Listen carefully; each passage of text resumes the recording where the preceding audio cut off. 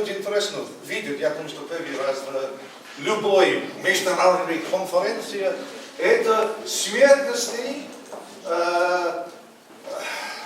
народного населения 1933 года по районам.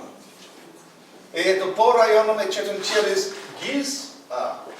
Саул, я тоже очень большой фан ГИСа.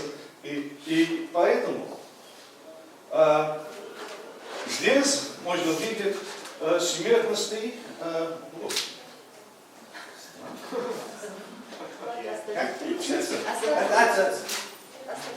Но ваши технологии так... Я даже боюсь. Вот. Здесь видно смертность сразу 33 год. Это было у меня или вам? Нет, когда стали двигаешь, начинает сменяться сталь. Я не буду трогать. Это опасно.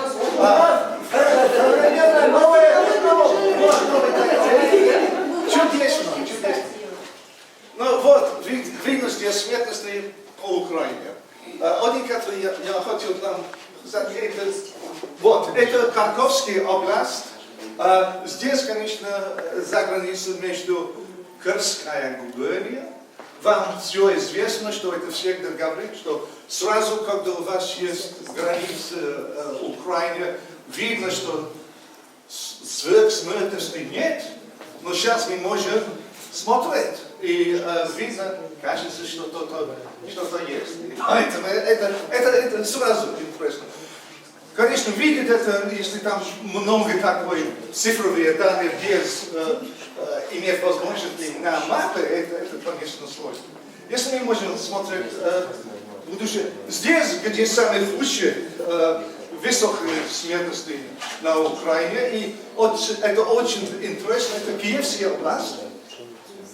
Сразу здесь видно, что как будто здесь была разница, где рубеж Киевского области, только это Киевская область и Винница.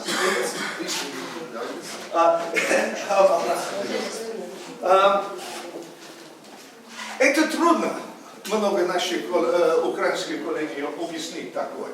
Обыкновенное такое объяснение, это что голод на Украине, это больше всего это из центральной заготовки.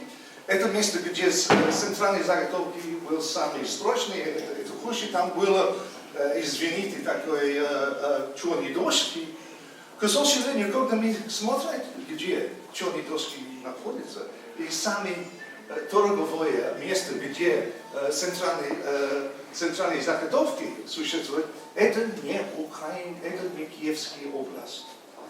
Киевская область, как я понимаю, здесь что-то другое существует.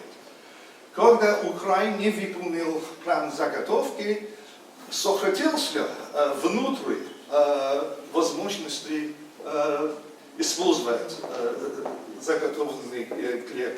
Самый большой проблем на Украине это было